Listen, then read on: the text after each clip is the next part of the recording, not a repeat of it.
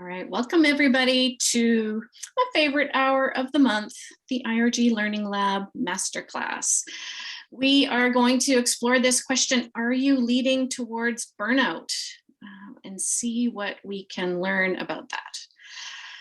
I sort of feel like today's masterclass, I'm approaching it as like a big group coaching activity, group coaching exercise. So let's see how that unfolds and what that looks and feels like.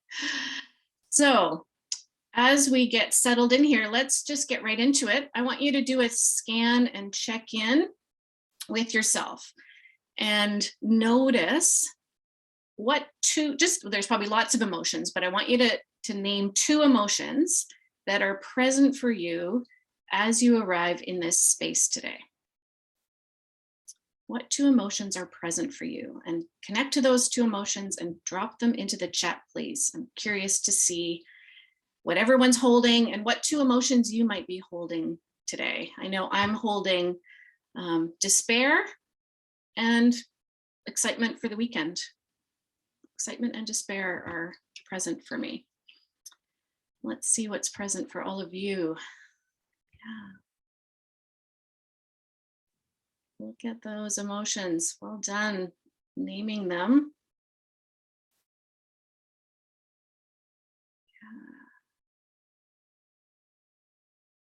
Yeah. Just scan that chat and just notice what we're holding individually and collectively. And this has been a practice I've been leaning on for the last probably year, is to get better at naming the emotions that are present for me. And as I'm able to name them beyond the trio of happy, sad, mad, and really get clear on what emotions are present for me, they kind of release their hold on me. When I can name them and when I'm able to talk about them, they definitely release if they're feeling negative, or they expand if they're feeling positive. So I encourage you to play with this. We're going to talk about this as we navigate burnout. And I just wanted to start by having you get connected to your emotions. Now, I am certainly not skipping over my grounding practice for myself, because I need to lean on this practice of gratitude for the land where I'm arriving from, the unceded Coast Salish territory of Algonquin and Wasanich nations. And many of you hang out with me in these virtual spaces and know that feel like he's like a partner in my facilitation. Richard Wagamese, I find so much inspiration, spiritual guidance, and grounding from his words. So I actually found a new passage I've never shared before. Feels kind of appropriate for today. So can I invite you to close your eyes and let the words of Richard Wagamese, an Ojibwe Cree writer, soothe our souls this morning. We approach our lives on different trajectories, each of us spinning in our own separate shining orbits. What gives this life its resonance is when those trajectories cross and we become engaged with each other for as long or as fleetingly as we do. There's a shared energy then, and it can feel as though the whole universe is in the process of coming together. I live for those times. No one is ever truly just passing through. Every encounter has within it the power of enchantment if we're willing to look for it.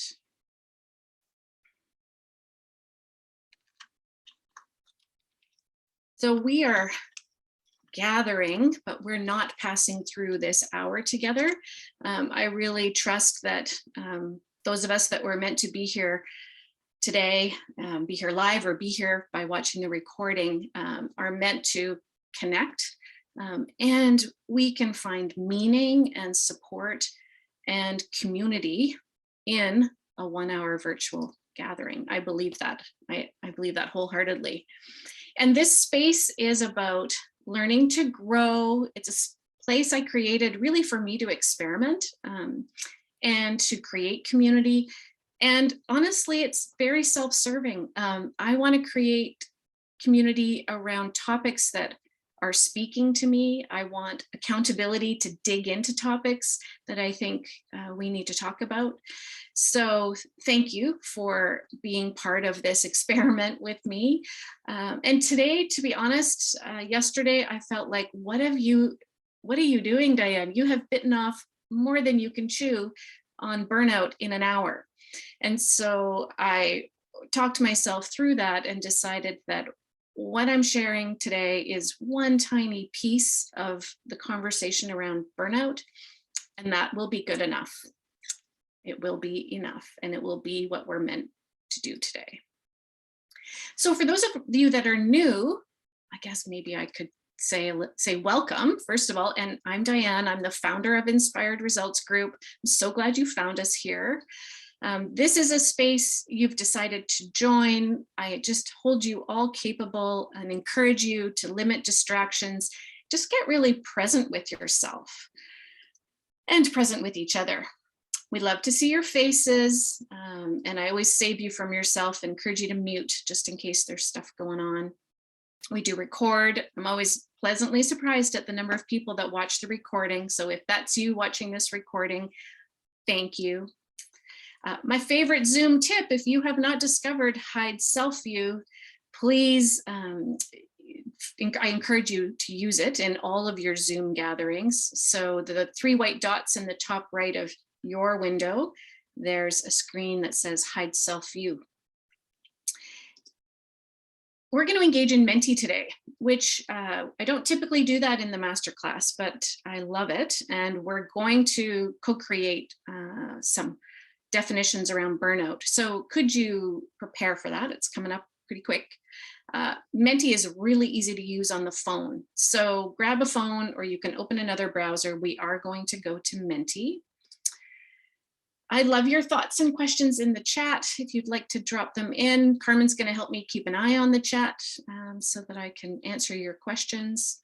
And yeah, we just stay curious, open, and engaged here in this learning lab. This is a no perfection zone, and I need that for me. So burnout, you signed up to have a conversation about burnout. Before I talk about burnout, I really want to know what you're thinking about burnout and what it means to you. What does it mean to you? What does it look like? How do you describe it? Any of those things is what we're going to co-create on Menti.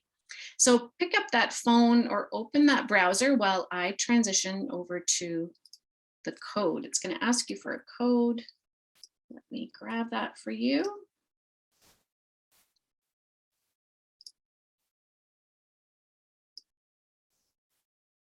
Here it is.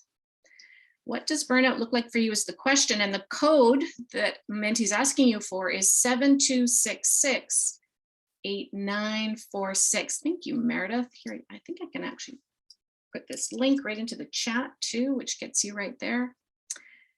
7266 8946. So don't overthink it. Drop in a sentence, a short sentence. What does burnout look like for you? I'm curious what people are thinking.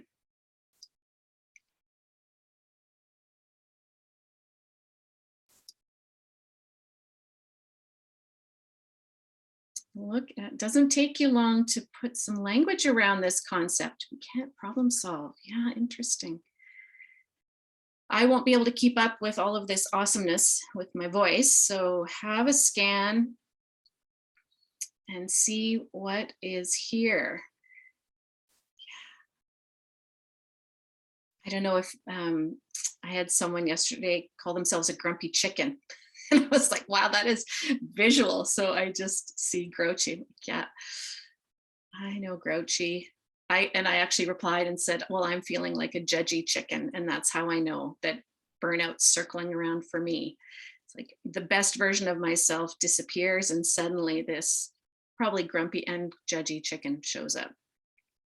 Wow. Okay. So it didn't take you long to drop this in. So this is not unfamiliar.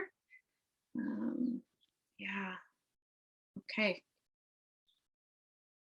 Scroll back up so we can all look at this. So just have a scan. There's obviously common themes. There's also some unique differences to how we experience burnout. Okay, so you've gotten connected to what it looks like for you. And I want you to hold on to that, because what I'm sharing, is some information, some resources, but really what matters is how you experience this concept of burnout. And what my intention for today is to get you thinking about ways to support yourself, so that living in this burnout state isn't your new state of being. And how this is going to be a practice. So I'm just going to go back to my slides. And what I'm going to do, I'm going to share some resources. We're going to look at a definition of burnout. I've got 3 strategies for burnout that I'm going to share. And then you're going to dig into conversations about which of these 3 strategies resonates for you. So that's where we're going. I don't want to talk at you for the whole time. So I'm going to touch lightly on these things, and then I'm going to give you the time to dig into these things. So here is the resource that I'm looking at. Thanks, Sharon. Yeah, I picked up Burnout Again, The Secret to Unlocking the Stress Cycle. This book is written by 2 sisters. This is, as I'm rereading it, I'm taking it in differently. I read it early on in the pandemic, and I'm reading it again, and wow, I'm going to be leaning a lot on this book, and I'm going to share my favorite insight from this book with you today. Burnout at work is the other area that I'm digging into burnout. And my goal right now is to spend time in this topic and, create some resources around this, because leaders need to sit in these conversations. We need to manage it for ourselves, and we need to talk about it at work. So how do we do that? And so these are my 2 favorite Burnout at Work resources, if you're looking for resources. This book from Jennifer Moss, she basically wrote it in late 2020 or all through 2021. So I like it. It's very current. And Wellbeing at Work has Gallup, of course, does a lot of great research. And so lots of great resources there. So if you also want to dig in, these are my top 2 picks. If anyone else has, thanks Sharon, has resources that have supported them, just like Sharon's doing, drop it into the chat. We would love to create more of a resource bank for the new topic for leaders to focus on. So, we need a definition. This is where I got overwhelmed yesterday. There's many definitions of burnout. And this is the one we're going to sit with today, because I like the 3 layers that the Nagoski sisters offer us. So first one, emotional exhaustion. We saw that in the Menti. Lots of you acknowledging feeling emotionally exhausted, and caring too much for too long. Also living through a pandemic, the emotional roller coaster we've been on for the last 2 years creates this feeling of emotional exhaustion. So noticing emotional exhaustion within yourself. Depersonalization. This is a scary one right now, because we need empathy, caring, and compassion more than ever. But as we experience burnout, our access to these ways of being are depleted. So this one really caught my attention as I think about us all in a world that's asking for empathy, caring, and compassion more than ever. And this is, to be honest, this is the one that probably is my early warning signal. You have your own early warning signals. Me not feeling like I'm accomplishing anything, or can't get things done, or anything I do doesn't matter, that old narrative that might show up, that's a sign for me that I might be dancing in this burnout space a little bit. So 3 big ideas embedded in one definition of burnout. The source is from the Burnout, the Secret to Unlocking the Stress Cycle. So what I want to offer in the next 8 minutes, say, is some ways. I've got one idea that will potentially support us under each of these headings. And so I'm going to offer them, not from a place of expertise or telling you to do this. That is not who I am. That's not what I'm bringing today. I'm sharing things that work for me, that I'm practicing. I don't have expertise in banishing burnout, but I sure am paying attention to it for myself. And I want us to talk about it so that we can take these conversations into our workplaces. We need to have these conversations at work. So, okay, let me take a breath. As well, if you have comments, I can see the chat on the corner of my eyes. And if I miss anything, I'll take a breath and have a peek. And Carmen, I'm just going to ask you to let me know if there's anything coming up that I can address. Okay, here's tip number 1. In the book, The Burnout from the Nagoski sisters, they talk about emotions get stuck in the tunnel, in our emotional tunnel. And we get stuck in that tunnel when we're experiencing emotion and it's in us, we're experiencing it, and we feel stuck in that. We can't move through it. And it starts to fester and it starts to manifest in all kinds of unhealthy ways. So this metaphor of moving through the emotional tunnel was such an empowering kind of concept for me. And ways to move through the tunnel look like crying. Having that emotional release helps you move through that emotional tunnel.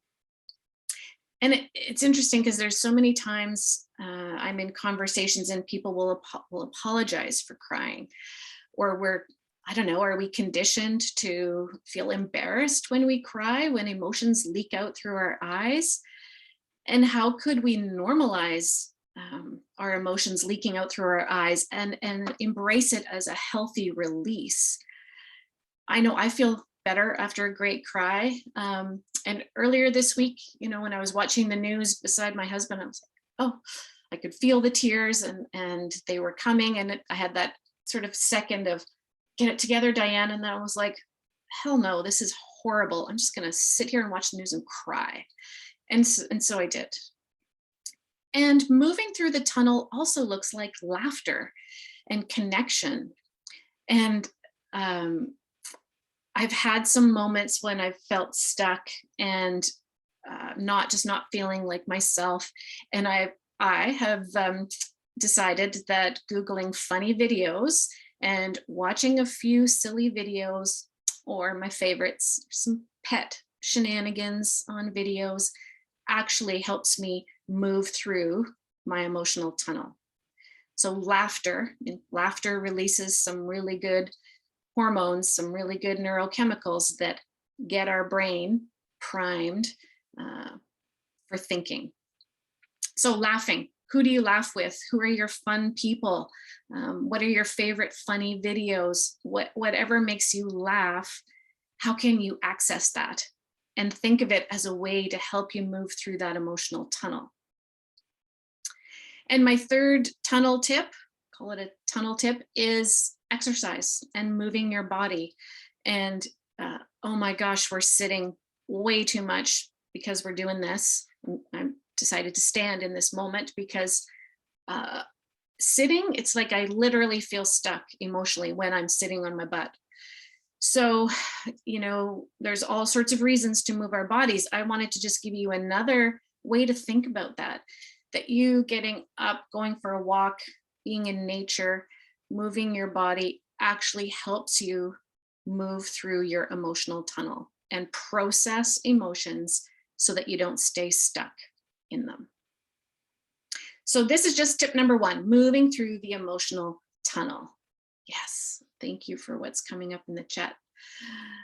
Yay, babies, pets, yeah, all of those pieces that bring us joy and bring us laughter. And it's like the good hard laugh, good hard laugh. Okay, so emotional exhaustion, emotional tunnel. This is tip number 1, resource number 1. Here's number 2. When, if we're feeling depleted with empathy, caring, and compassion, we think about that as an outward activity a lot. And this is what I've been working on. And I actually had a great, somebody asked me a question the other day, one of our Royal Roads students, we're doing these check-in conversations, and this student said, I have a question for you before we go. What was the number 1 thing you did to get to where you are? And the first thing I asked her is, well, where do you think I am? And she said, well, you're coaching, you've got a successful business. Like, what's the one thing you did that really made a difference for you? And, 2 years ago, I would have listed off, all my training, all my learning. Those are the things that have gotten me into whatever this place is that I am in. But right away I said to her, you know what the game changer has been for me is I actually love myself more now than I ever have. And that journey of, and thank you, Brene Brown and Dare to Lead, sitting in that curriculum over and over again. I'm not perfect at this by any stretch, but I'm gentler with myself. And the inner critic is more in the back seat than the front row these days. And that has been the game changer for me. And the more I practice that, and it's a practice, the more capacity I have to extend compassion to others. So think about that. The more you're willing to love yourself, the more capacity you have to extend compassion to others. And we all like to think of ourselves as, really compassionate, caring people, that we do that really well outwardly. And yes, you probably do. And your capacity to expand that is contingent on you loving you first. So loving yourself is a way for you to be the person you want to be in the world. But you got to start here. And it took me till I was 52 to figure that out. So please don't wait that long. Get on board the self-love, self-compassion train a little sooner than Diane did. And this is what is supporting me at a time when I could easily be, deep in the trenches of burnout, because I've got a lot going on and I've been showing up for people for 2 years. But my ability to do this is what's, I think, keeping me going. Oh, I can get really excited about this one.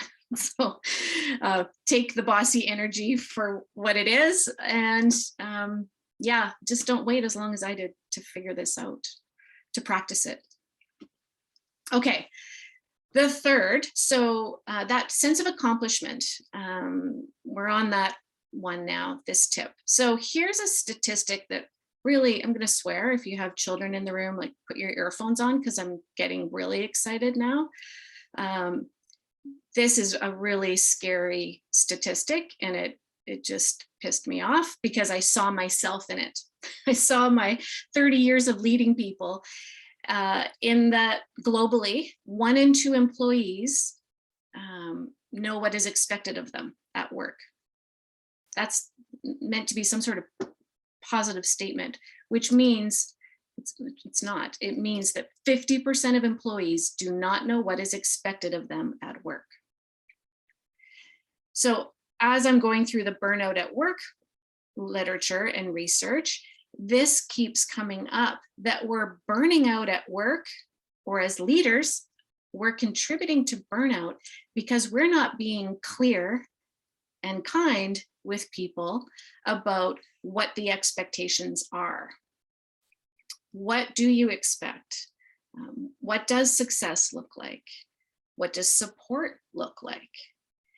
So we need to sit in, I'm calling them clarity conversations. We need to sit, we need to ask for clarity, we need to provide clarity, we need to slow down and talk about this. And I'll tell you, this is hard for me. Well, here's the third part of this, is that when we're unclear about expectations at work, we experience daily worry, stress, anxiety, and loneliness or isolation, I imagine. And this is something I'm so aware of now, and so aware of why I sucked at it, because I've got some old stories, some old tapes that asking for help is needy, or telling people what to do is bossy. And I don't want to be needy or bossy.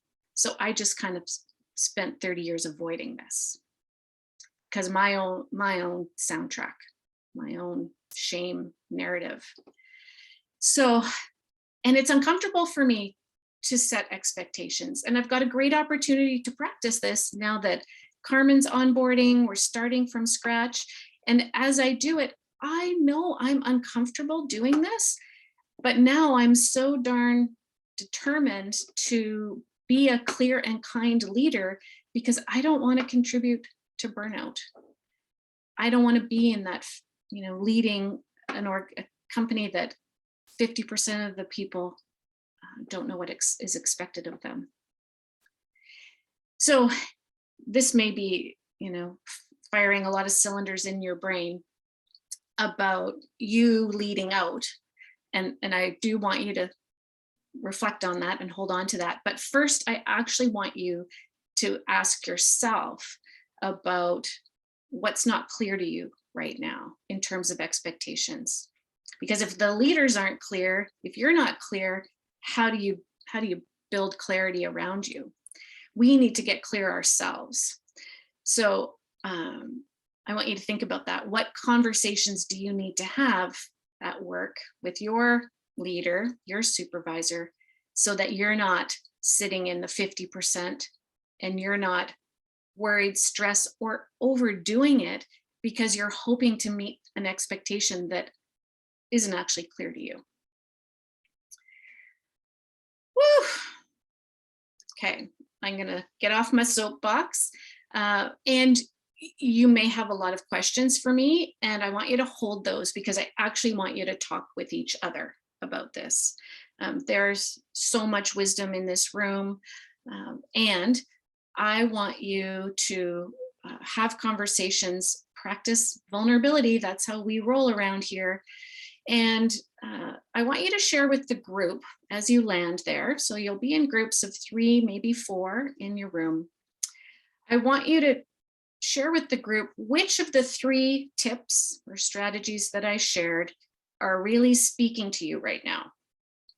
Is it about moving through that emotional tunnel? Is it about the need for you to love yourself a little bit more or a lot more? Or is the getting clear on expectations really speaking to you?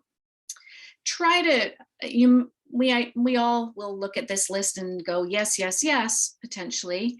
And there may be one that's like the beacon for you. And I just want you to get clear in this conversation about which one feels like a priority for you to start to pay attention to and practice. So we're going to move you into the rooms for 12 minutes. I want you to have enough time to unpack this, to dig into this.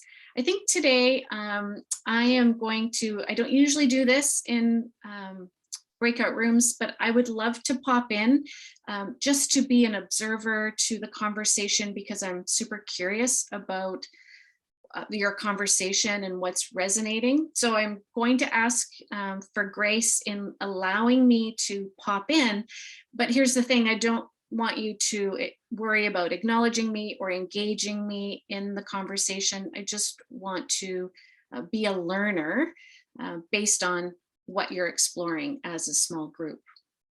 Okay, I can't see Carmen, but let me check in. Carmen, how are you doing with rooms? What do you need from me?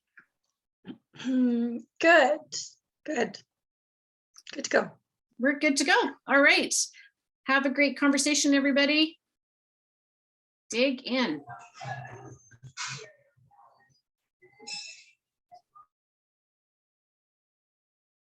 Again.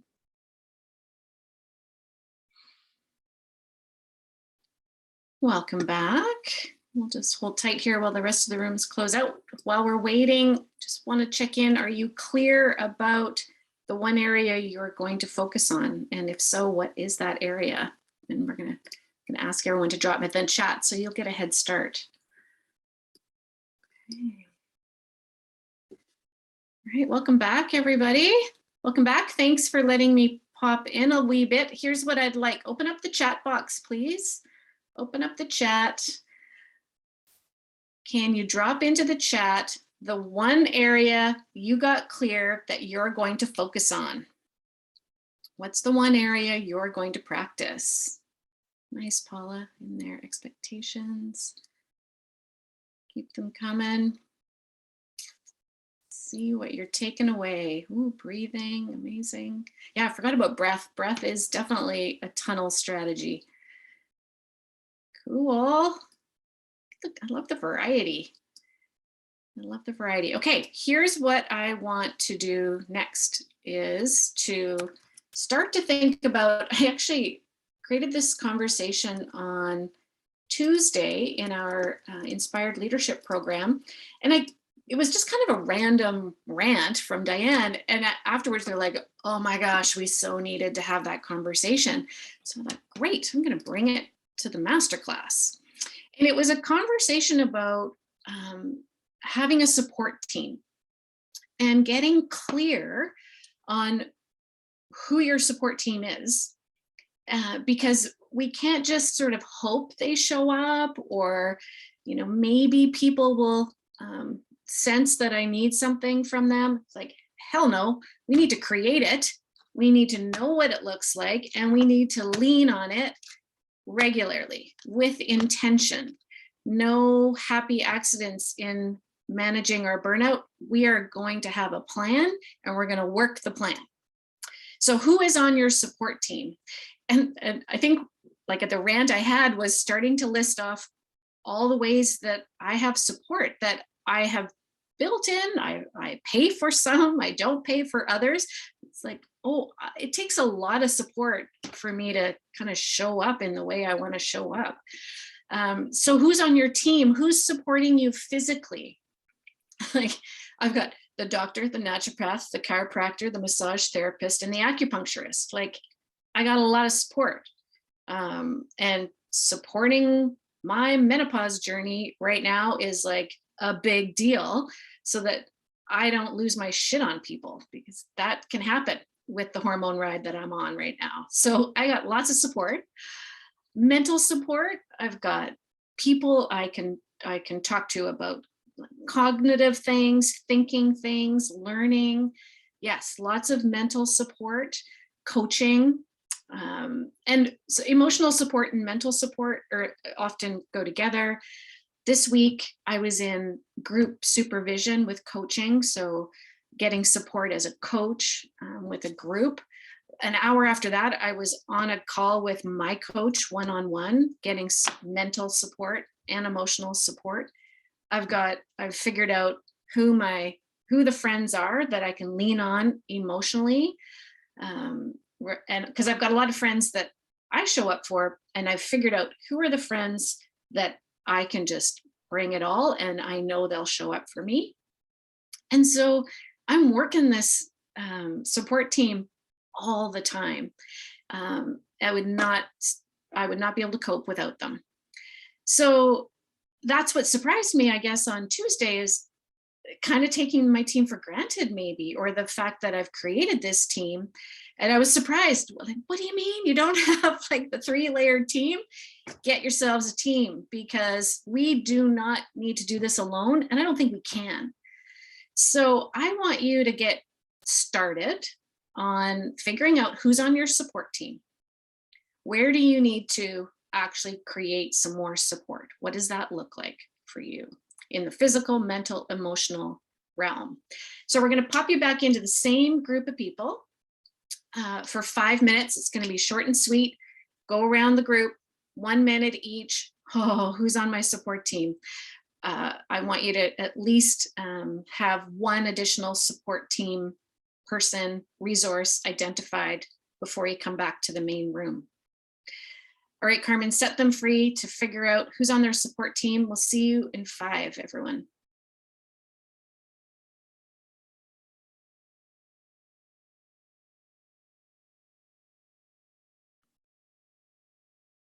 Hey, got some progress on your support team?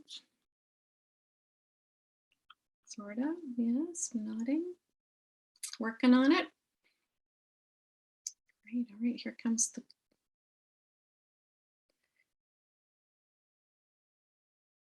welcome back. Welcome back. Okay, while we're coming back into this space, I just want you to take another opportunity to do a check-in with yourself and notice what emotion is present now for you. What emotion are you noticing? Just drop that emotion into the chat, please. What emotion is present for you now? While we're looking at that, let me just bring up a couple things I want to share before we sign off. Carmen and I were just saying that was like that felt like a very fast masterclass. And I wanted to take an opportunity, because we've been doing some clarity work here at Inspired Results Group, and I want to share that with you.